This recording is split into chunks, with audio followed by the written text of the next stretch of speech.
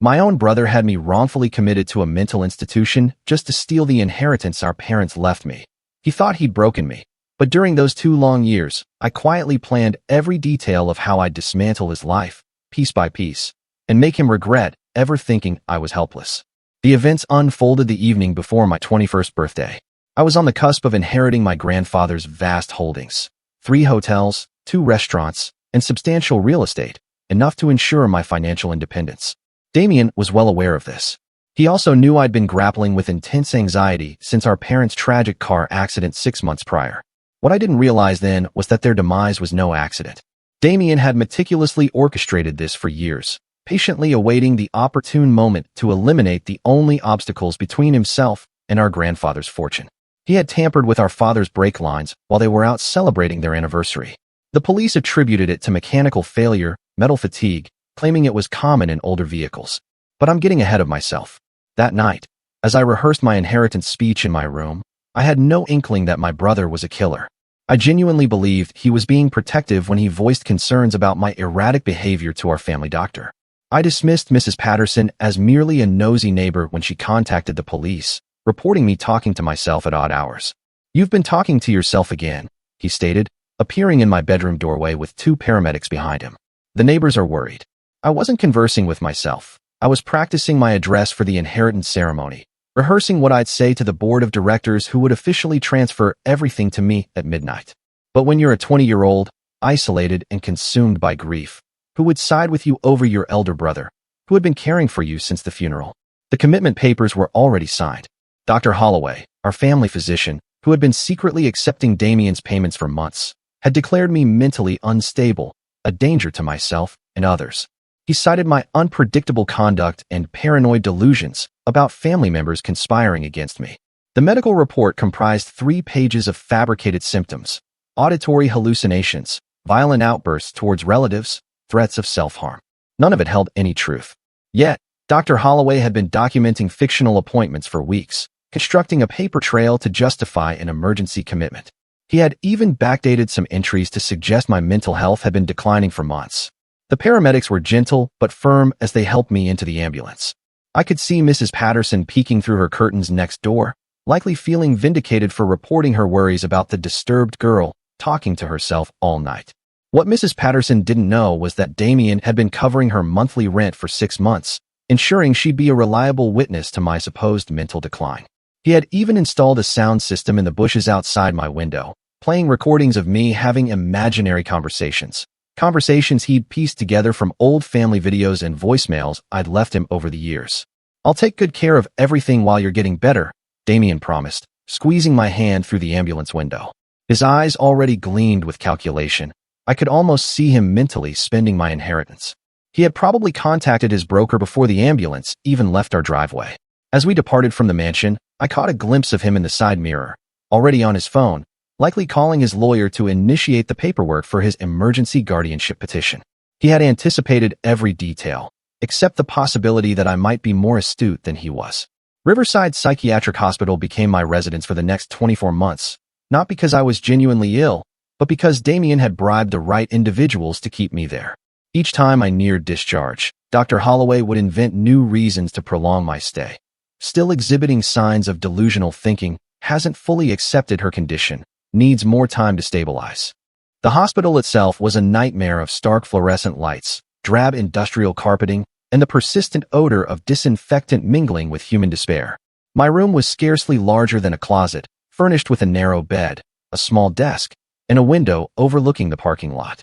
The walls were painted that particular shade of institutional green, seemingly designed to extinguish hope. The irony wasn't lost on me. My genuine paranoia about Damien's conspiracy was being used as proof of my mental illness. Each time I attempted to explain the truth, the staff would exchange knowing glances and increase my medication dosage. Dr. Holloway would nod empathetically, making notes about my persistent delusions and inability to accept reality. The initial 3 months were the most challenging. The antipsychotics blurred everything, and I could barely think clearly enough to recall my own name, let alone devise any form of retribution. I stumbled through group therapy sessions, drooling and mumbling incoherently, while other patients shared their authentic struggles with addiction and depression. I felt immense sympathy for them. These were real people with real problems striving for recovery, while I was merely a kidnapping victim, sedated into submission. There was Maria, a teenage girl recovering from a suicide attempt after being sexually abused by her stepfather. There was Frank, a Vietnam veteran with PTSD who had been homeless for 3 years before his family finally secured him help. There was Dorothy, an elderly woman with dementia whose children had abandoned her there, unable to manage her care. All of them belonged there. All of them were receiving genuine assistance. And here I was, perfectly sane, occupying space and resources because my brother coveted my money. But gradually, I learned to manipulate the system. I began palming the pills during medication time and flushing them down the toilet in my room. The nurses paid little attention during distribution. They had 30 patients to medicate twice daily, and as long as I opened my mouth and swallowed, they moved on. Slowly, my mind cleared, and I began to grasp the enormity of Damien's actions. He had stolen everything. Not just my inheritance, but my freedom, my identity, my future. He had convinced everyone I cared about that I was dangerously mentally ill. He had destroyed my reputation, my relationships, and my credibility. Even if I ever escaped, who would believe the word of a woman who had spent years in a psychiatric hospital? But the more I pondered it, the angrier I became, and anger, it turns out, is an excellent catalyst for meticulous planning. Here's what Damien didn't anticipate. Psychiatric hospitals have computers, and I had been a computer science major before my world imploded. While other patients watched television or attended group therapy, I spent my time in the computer lab, ostensibly working on therapeutic digital art. The computer lab was managed by a kind-hearted volunteer named Timothy, a sweet young man in his early 20s who worked part-time in the hospital's IT department while completing his degree at the local community college. He believed I was just another tragic patient who needed a positive outlet. When I mentioned I'd studied programming before my breakdown, he started bringing me coding challenges to keep my mind sharp. Timothy had no idea that I had been valedictorian of my computer science program before everything fell apart. He thought he was teaching me basic HTML and CSS, unaware that I was leveraging his administrative credentials to systematically breach the hospital's network security. "You're really getting good at this," he'd say, observing me work on what he thought were simple website designs.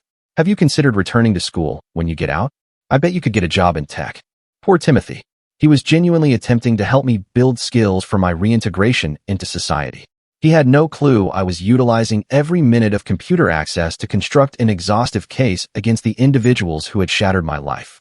What Timothy didn't know was that I was using his administrative access to breach the hospital's network, then piggyback onto external systems. Every time he stepped away for coffee or to assist another patient, I was accessing databases, financial records, and communication systems that should have been completely secure. The hospital's cybersecurity was laughably weak. They had concentrated all their security measures on preventing patients from accessing inappropriate content or communicating with the outside world, but they had never considered that someone might use the computers to investigate their own imprisonment. Most of the patients in the computer lab could barely use email. The notion that one of them might be hacking into financial institutions was beyond their comprehension. I began modestly, testing the limits of what I could access: hospital records, employee databases, vendor contracts. Then I expanded outward: city records, state databases, federal systems. Each successful breach educated me further about network security and granted me access to new information sources. The first step was comprehending what Damien had done since my commitment. I created fake social media accounts and gradually pieced together his activities from his own posts and his girlfriend's Instagram stories.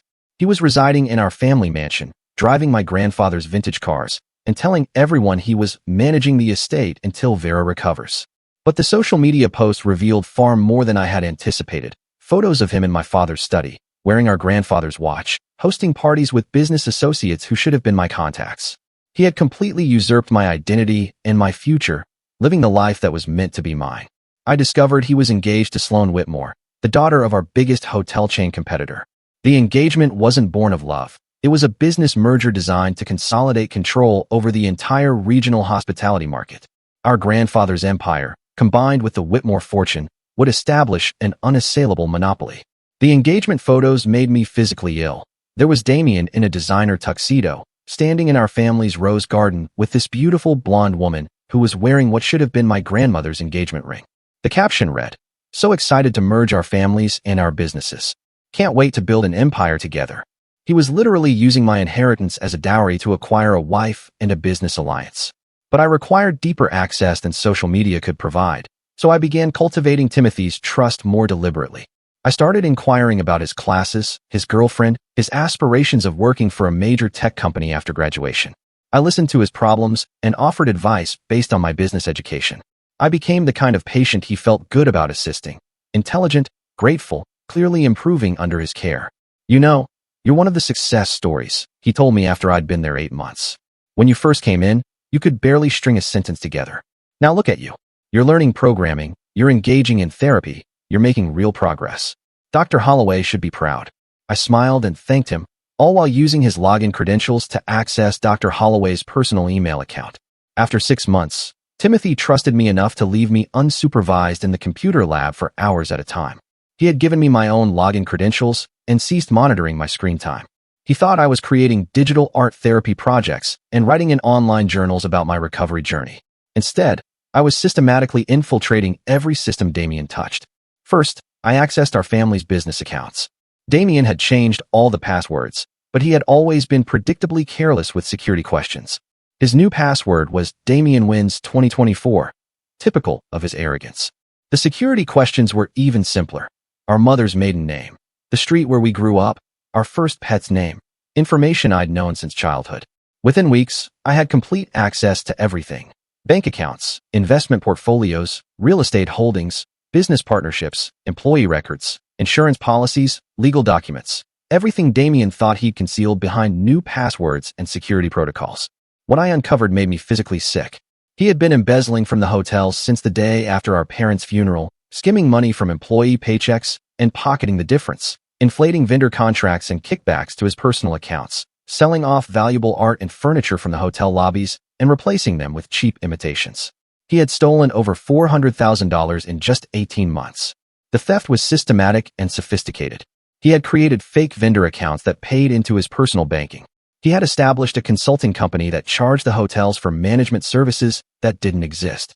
He had even been stealing from the employee pension fund, gambling that no one would notice until after he'd secured permanent control of the businesses. But the financial crimes were nothing compared to what I found in his personal files.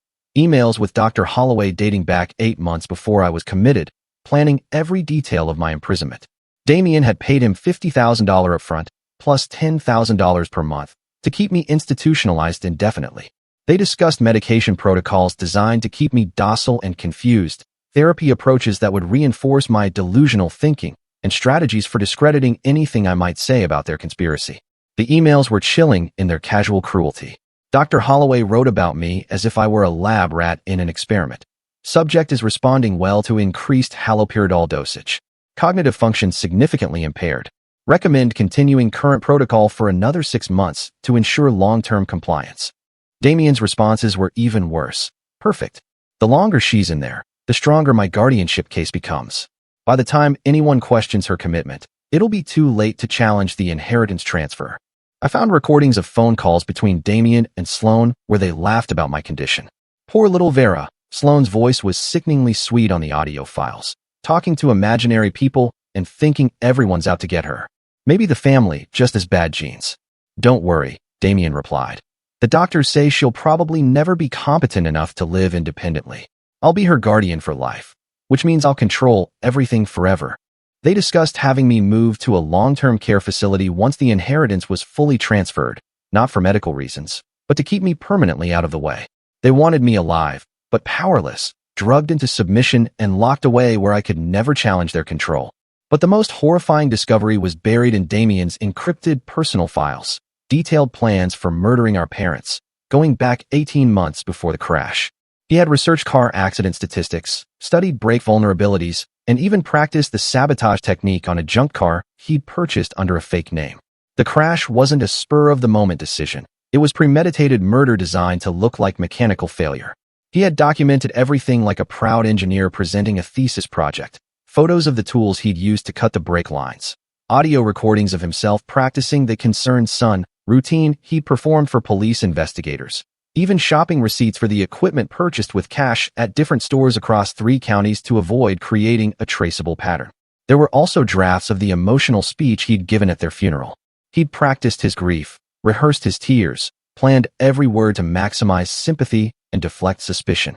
The man who'd stood at our parents' graveside and sobbed about how much he'd missed them had spent weeks planning their deaths. But Damien's arrogance was also his Achilles heel. He had kept digital copies of everything, convinced that his password protection and encryption were sufficient to conceal his crimes. He documented his murders, his theft, his conspiracy to imprison me, and his plans for the future, all in neat digital folders with labels like Project Inheritance and Vera Problem. The Vera Problem folder was particularly unsettling. It contained psychological profiles he'd compiled about me, strategies for isolating me from friends and potential allies, and contingency plans for different scenarios. If I'd refused to be committed voluntarily, he had backup plans involving drug overdoses that would look like suicide attempts. If I'd tried to expose him, he had character assassination strategies ready to deploy. He'd thought of everything, except the possibility that I might actually be more intelligent than he was. For 18 months, I built an airtight case against him. Screenshots of financial records showing every stolen dollar, email chains where he boasted to business associates about his brilliant manipulation of the family fortune, voice recordings from his office that I accessed by remotely activating his laptop's microphone during important meetings, bank statements showing suspicious transfers to offshore accounts. The entire murder plot against our parents documented in his own words with photographic evidence. But I didn't just accumulate proof. I began implementing a comprehensive plan to dismantle every facet of his life. I started with subtle acts of sabotage, anonymous tips to the IRS about unreported income, filed through untraceable email accounts created using the hospital's public computers, fake reviews plummeting his hotel's ratings, carefully spaced out over months to resemble legitimate customer complaints about everything from dirty rooms to food poisoning at the restaurants. The reviews were masterfully crafted. I'd studied hospitality management as part of my business degree, so I knew precisely which complaints would inflict the most damage. Stories about finding insects in hotel beds, getting sick from undercooked food at the restaurants, discovering hidden cameras in guest rooms, witnessing staff stealing from guests. Each review was detailed and specific enough to seem credible, but not so dramatic as to appear fabricated. I targeted the hotel's peak booking seasons, generating waves of negative reviews just before major holidays and local events when rooms would normally be sold out. I researched the names of real guests from previous years and created fake accounts using their information, making the reviews even more believable. Within 6 months, the flagship hotel's rating had plummeted from 4.8 stars to 2.1 stars. Booking reservations fell by 60%. Corporate clients began canceling events and relocating their business to competitor hotels. But online reviews were merely the beginning. I infiltrated the hotel booking systems and occasionally canceled high-value reservations at the last minute, making it appear as system glitches. I manipulated the online pricing algorithms to randomly inflate room rates during peak booking periods, diverting potential customers to competitor hotels. I dispatched mysterious emails to wedding planners and event coordinators, subtly suggesting they might reconsider booking venues with recent management instability. I also targeted the restaurant supply chains. I created fake accounts with food service vendors and placed enormous orders for expensive ingredients, then canceled them at the last minute, leaving the restaurants with shortages during busy periods. I hacked into the restaurant management software and occasionally altered reservation times, creating chaos during peak dining hours. Meanwhile, I was targeting Damien's personal life with surgical precision. I created a fake dating profile, using photos of an attractive woman named Rebecca, actually a model from stock photo websites whose images I'd carefully edited to resemble casual selfies taken with different phones and cameras. After months of online flirtation, Damien was completely infatuated. I studied his communication patterns from his emails and text messages, learning precisely how to manipulate his ego and his psychological weaknesses. Rebecca was everything Sloan wasn't: spontaneous, adventurous, intellectually curious about his business. She sent him poetry and philosophical questions. She challenged his business decisions and offered alternative perspectives. She made him feel like the brilliant, misunderstood entrepreneur he'd always envisioned himself to be. The Rebecca persona required months to develop properly. I studied psychology textbooks from the hospital library, learning about narcissistic personality traits and how to exploit them. I crafted an entire backstory for her, an art gallery owner from Seattle who was brilliant but damaged, successful but emotionally available, someone who would appeal to Damien's savior complex and his need to feel superior to everyone around him. Through Rebecca, I persuaded him to make increasingly risky financial decisions. She suggested investments in cryptocurrency and tech startups that I knew would fail, based on my research into market trends. She encouraged him to expand the hotels too rapidly, incurring debt that would become unsustainable when the economy shifted. She praised his independence and convinced him that he didn't need Sloan or her family's money to be successful.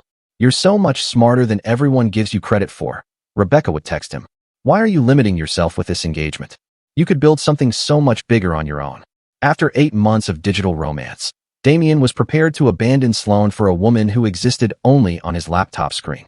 He began cheating openly, taking Rebecca on expensive dates to restaurants where I knew Sloan's friends would see him. He bought her jewelry and booked weekend getaways to romantic destinations, all for a woman who was actually me, sitting in a psychiatric hospital computer lab, systematically dismantling his life one romantic text message at a time. The hotels he took Rebecca to were always competitors to our family businesses. I'd researched which establishments would provide him the worst service, the most overpriced meals, the least impressive experiences. By the time he realized Rebecca didn't exist, he'd also squandered tens of thousands of dollars at places that would never provide him good recommendations or referrals. When Sloan finally discovered the affair through photos posted on social media by her own friends, I ensured she also found evidence of his financial crimes. As Rebecca, I'd convinced Damien to share details about his brilliant business strategies, which I then screenshotted and anonymously sent to Sloan's father. The Whitmore family didn't just cancel the engagement.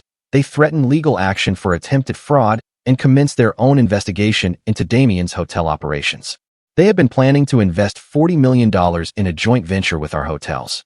When they uncovered the embezzlement and financial instability, they not only withdrew their investment, but also disseminated word throughout the industry about Damien's criminal activities. But the personal destruction was merely a prelude. The true revenge demanded patience and impeccable timing.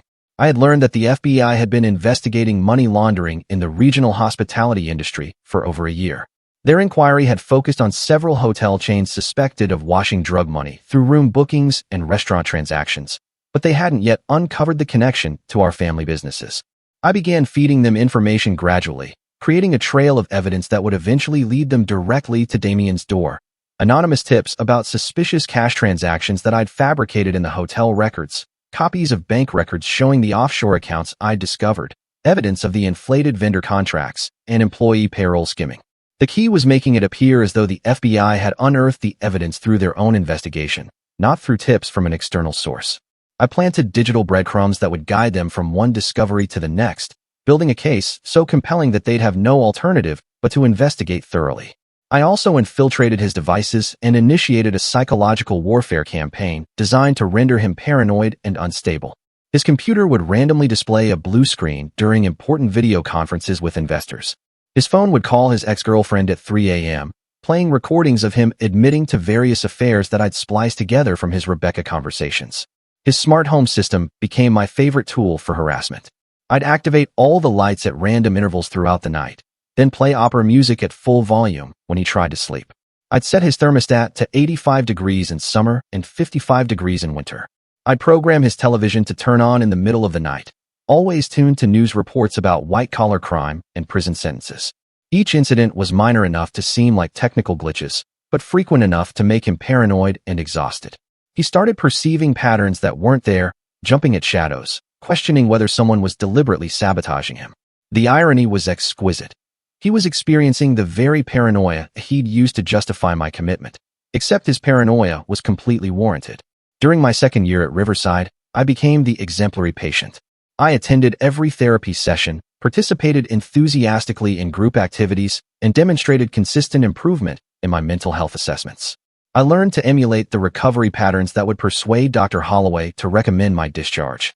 But I also made sure to forge genuine relationships with other patients and staff members who would serve as witnesses to my mental stability. I assisted Maria with her homework when she enrolled in GED classes. I played chess with Frank every Tuesday afternoon and listened to his war stories. I organized birthday parties for Dorothy when her family overlooked important dates. The nursing staff began to view me as a positive influence on the ward. I was the patient who calmed others during anxiety attacks, who helped new arrivals adjust to the routine, who never caused problems or violated rules. My therapist noted my remarkable progress and genuine insight into my condition. The truth was, Dr. Holloway was growing anxious. The hospital administration was pressuring him to discharge long-term patients to free up beds for more acute cases, and my insurance company was beginning to ask pointed questions about the necessity of extended treatment for someone who showed clear signs of improvement. More importantly, I discovered that Dr. Holloway had been falsifying records for dozens of patients over the years, keeping people committed longer than medically necessary to maximize his payments from family members who desired inconvenient relatives out of the way. His client list was a who's who of affluent families with dark secrets. Elderly parents whose children wanted early access to inheritances, mentally ill relatives whose families wanted them permanently warehoused, political dissidents whose families wanted them silenced, even perfectly sane spouses whose partners wanted them declared incompetent for divorce proceedings. I began anonymously reporting his crimes to the state medical board, providing them with evidence of his falsified records and financial arrangements with families. The investigation progressed slowly. Medical boards are notoriously reluctant to discipline doctors, but it was moving. By month 20, I possessed everything I needed. The FBI investigation was nearing completion. They just required one more piece of evidence to obtain warrants for Damien's arrest. The IRS audit had uncovered millions in unreported income and suspicious transactions. His business partnerships were dissolving as competitors distanced themselves from the increasingly unstable hotels. His restaurants were hemorrhaging money as online reviews and health department complaints mounted. But I wanted him to suffer personally, not just financially. I wanted him to experience the same helplessness and betrayal that I'd felt during those initial months of imprisonment. So I orchestrated the final phase of my revenge with the precision of a Swiss watch. First, I arranged for Rebecca to break up with him in the most humiliating way possible. She sent him a video message, recorded in what appeared to be a luxury hotel room, revealing that she'd been recording all their intimate conversations and sharing them with his business associates. "Did you really think someone like me would fall for someone like you?" she laughed in the video. "You're pathetic, Damien. A middle-aged man so desperate for affection that you'd fall in love with a complete stranger on the internet. I've been using you for money and entertainment this whole time." She told him she'd never loved him. She'd been catfishing him for months, collecting information about his business practices and personal weaknesses. She mocked his romantic poetry and sexual fantasies. She called him a weak, delusional man who was so lonely that he destroyed his engagement for someone who didn't exist. The video was devastating because every cruel word was true. He had been pathetic and desperate. He had fallen in love with someone he'd never met. He had betrayed his fiancée and destroyed his business relationships for a fantasy. Then I sent copies of all the Rebecca conversations to Sloan, along with photos of Damien at romantic dinners and weekend getaways. But I also included evidence that Rebecca didn't exist, proof that he'd been having an emotional affair with someone who was catfishing him. Screenshots showing that the photos Rebecca had sent were actually stock images, evidence that her social media accounts had been created specifically to target him. It was the perfect humiliation. He'd lost his fiancée not for another woman, but for his own desperate delusions. The night before my scheduled release, I uploaded everything to a secure server and dispatched copies to the FBI, the local news, the board of directors who actually controlled the inheritance, and the state medical board for Dr. Holloway's license review. But I also sent one final package to Damien himself, a comprehensive dossier of every crime he'd committed, every lie he'd told, every life he'd destroyed. Photos of our parents' sabotage car with detailed annotations explaining his murder technique. Audio recordings of his calls with Dr. Holloway, plotting my indefinite imprisonment. Bank records showing every stolen dollar with forensic accounting details. Screenshots of his conversations with Rebecca revealing the real identity of his online girlfriend. The package included a handwritten note. "I know what you did to our parents. I know what you did to me. I know everything. You have 24 hours to confess before the FBI finds the evidence I've left for them. Choose wisely, brother. Love, Vera." I timed the delivery perfectly. He would receive the package on the morning I was discharged, giving him just enough time to panic before I arrived home. Damien picked me up from the hospital that morning, all smiles and feigned concern. He'd gained 30 pounds from stress eating, and his hair was rapidly thinning. The man who'd once been confident and commanding now looked as if he hadn't slept in weeks. His hands trembled when he gripped the steering wheel, and he kept glancing at his phone as if anticipating bad news. "Ready to come home, sis? I've kept everything exactly how you left it." I smiled back, carrying my small bag of possessions and the discharge papers that proclaimed me mentally stable and ready to reintegrate into society. "More than you know." He kept attempting to make conversation during the drive, asking about my treatment and my plans for the future, but his voice was strained, and I could discern the panic in his eyes. He'd received my package that morning. I timed the delivery perfectly. "How are the hotels doing?" I inquired innocently, observing his knuckles whiten as he gripped the steering wheel. Great, great. Everything's running smoothly. I think you'll be really proud of how I've managed things. His voice cracked slightly on the word managed. And how, Sloan? Are you still engaged? His jaw tightened. We're taking a break. Wedding planning is stressful, you know. When we arrived at the mansion, I immediately noticed how much had changed. The gardens were overgrown and unkempt.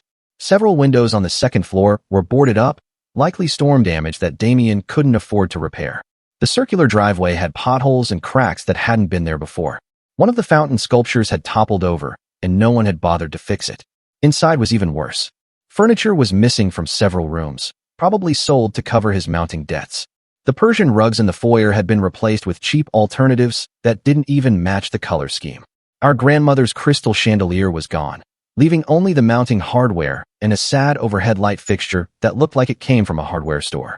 Had to do some redecorating, Damien said nervously when he saw me looking around. Modernizing the place, you know, making it more contemporary. I nodded and offered no comment. But I was already calculating the value of everything he'd stolen and sold. The chandelier alone had been worth $40,000. The rugs were antiques from our great-grandmother's collection. The missing furniture included pieces that had been in the family for generations. That afternoon, precisely as I planned, the FBI raided all 3 hotels simultaneously. Local news crews had been tipped off by me, of course, and captured every moment as federal agents carried out boxes of financial records and computer equipment. The footage showed Damien standing in the parking lot of the flagship hotel, frantically calling his lawyers while reporters shouted questions about embezzlement, fraud, and money laundering.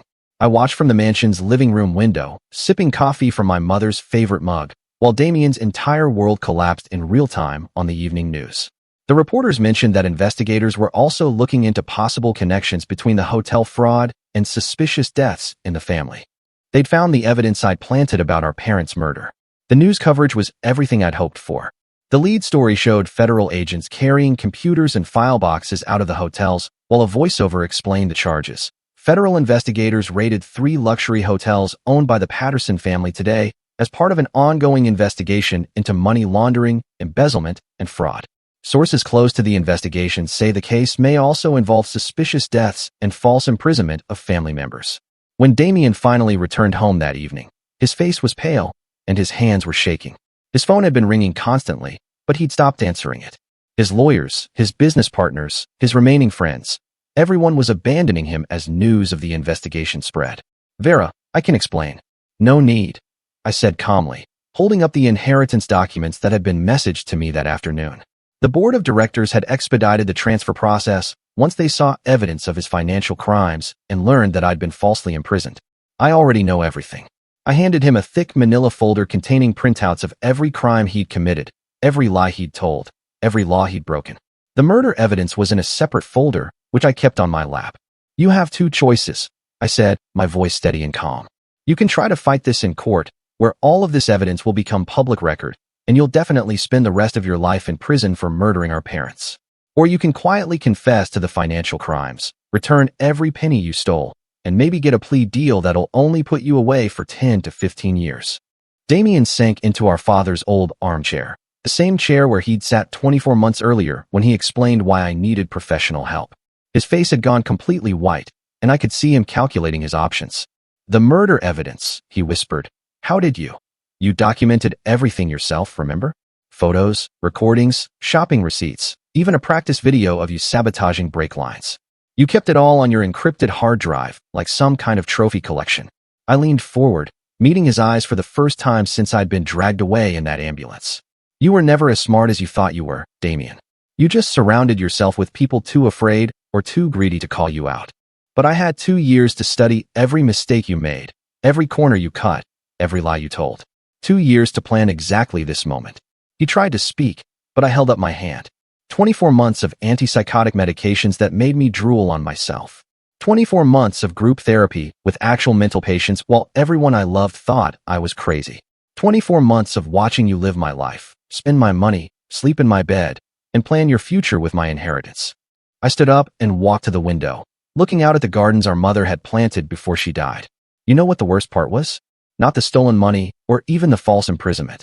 It was realizing that you'd murdered our parents and felt nothing. You documented their deaths like a science experiment. You were proud of what you'd done. When I turned back around, Damien was crying real tears, not the crocodile tears he'd shed at their funeral. I never meant for it to go this far, he said. I just needed time to establish myself in the business. I thought maybe if you were away for a few months, I could prove that I was better suited to run everything. A few months. I laughed, and the sound was sharp enough to make him flinch. Dr. Holloway's files show you paid him to keep me there permanently. You were planning to have me declared incompetent, so you could be my legal guardian forever. I opened the second folder and showed him copies of the legal documents he drafted, papers that would have given him total control over my life and assets until I died. You were going to keep me locked up until I died, Damien. Just like you killed our parents. Anyone who stood between you and the money had to be eliminated. The confession came pouring out then. Everything I already knew, plus details I hadn't discovered. How he'd been planning the inheritance theft since we were teenagers. How he deliberately isolated me after our parents' deaths to make me seem unstable. How he'd bribed Dr. Holloway and several hospital staff members to ensure my continued imprisonment. He told me about the times he'd visited the hospital, not to see me, but to meet with Dr. Holloway and discuss strategies for keeping me committed. How they'd laughed about my attempts to explain what had really happened. How they'd increased my medication dosages whenever I seemed to be thinking too clearly. I thought you'd eventually accept it, he said through his tears. I thought you'd get used to being there and stop fighting it. I never wanted to hurt you. I just wanted what was rightfully mine. Rightfully yours? The rage I'd been controlling for 2 years finally broke through. You murdered our parents. You stole my inheritance. You had me imprisoned and drugged. What part of any of that was rightfully yours? He couldn't answer because there was no answer. He'd convinced himself that he deserved everything because he was older, because he was male, because he was willing to do things that I wasn't. But when faced with the reality of what he'd done, even he couldn't justify it. The FBI arrested him 3 days later. The local news covered every detail of his perp walk, from the handcuffs to the federal courthouse to the orange jumpsuit. I gave an exclusive interview to the investigative reporter who'd broken the story, detailing my false imprisonment and the evidence I'd gathered from inside the psychiatric hospital. The interview was devastating for everyone involved in the conspiracy. Dr. Holloway was arrested for medical fraud and conspiracy. Several hospital administrators were fired for failing to prevent patient abuse. Mrs. Patterson was charged as an accessory for her role in providing false testimony about my mental state. But the most satisfying moment came during Damien's sentencing hearing. He'd taken a plea deal rather than face trial for murder, agreeing to confess to the financial crimes in exchange for a lighter sentence. But I'd made sure the families of his other victims, the patients Dr. Holloway had falsely imprisoned, were present in the courtroom. One by one, they stood up and told their stories. Elderly parents who'd been warehoused in psychiatric facilities while their children stole their savings. Political activists who'd been silenced by corrupt family members. Vulnerable adults who'd been trapped in the system for years while their relatives plundered their assets. When it was my turn to speak, I stood at the podium and looked directly at Damien. Your Honor, my brother didn't just steal money.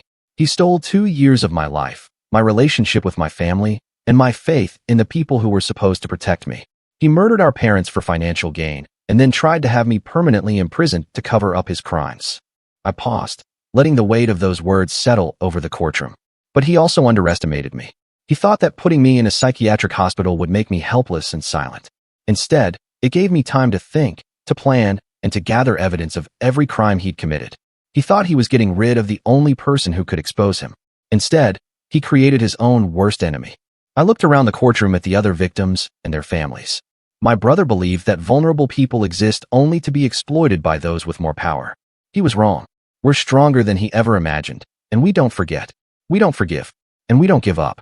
Damien received 25 years to life for murder in the first degree, plus additional sentences for fraud, conspiracy, and racketeering. With good behavior, he might be eligible for parole when he's 70 years old. Dr. Holloway lost his license and received 15 years for medical fraud and conspiracy. The hospital paid millions in settlements to the families of patients who'd been falsely imprisoned, and several administrators faced criminal charges. Mrs. Patterson received probation and community service for her role in the conspiracy, but she also had to pay restitution for the money Damien had given her. She lost her house and had to move in with her daughter across the country. The hotels and restaurants were transferred back to me, along with punitive damages from insurance policies and the liquidation of Damien's personal assets. I hired new management teams and spent months rebuilding the businesses he'd nearly destroyed. But I also used my experience to create something positive from the horror I'd endured. I established the Vera Foundation, a nonprofit organization dedicated to protecting patients' rights in psychiatric facilities and exposing medical fraud. We investigate complaints about false imprisonment, provide legal assistance to families fighting corrupt doctors, and lobby for stronger oversight of mental health institutions. The foundation also provides financial assistance to people who've been victims of inheritance theft or family fraud. We've helped dozens of families recover stolen assets and prosecute relatives who've exploited vulnerable family members. Most importantly, we've created a network of survivors who support each other and share information about corrupt doctors, fraudulent facilities, and predatory family members. What happened to me wasn't unique. It was part of a larger pattern of abuse that targets vulnerable people who can't fight back. I never married or had children. The years I spent in that hospital changed me in fundamental ways, and I've never been able to trust people the way I did before. But I've built a meaningful life focused on protecting others from experiencing what I went through. The mansion feels different now, lighter somehow, even though I live there alone.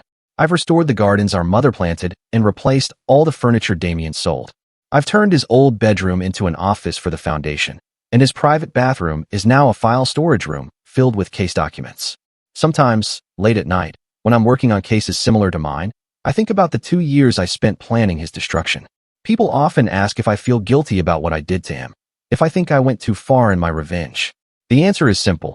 He murdered our parents and stole 2 years of my life. He would have kept me imprisoned forever if he could have. He felt no guilt about what he did to me, no remorse for the lives he destroyed in pursuit of money and power. I gave him exactly what he deserved. Nothing more, nothing less. The last time I saw Damien was during his sentencing hearing. As the bailiffs led him away in shackles, he looked back at me one final time. I saw fear in his eyes, and desperation, and something that might have been regret. But I also saw the same calculating expression he'd worn that night when he had me committed. Even facing life in prison, he was already trying to figure out how to manipulate the system, how to work the angles, how to eventually get what he wanted. Some people never change. They just get better at concealing who they really are. I smiled at him and mouthed the words, "See you never, brother." Then I walked out of that courtroom and into the rest of my life.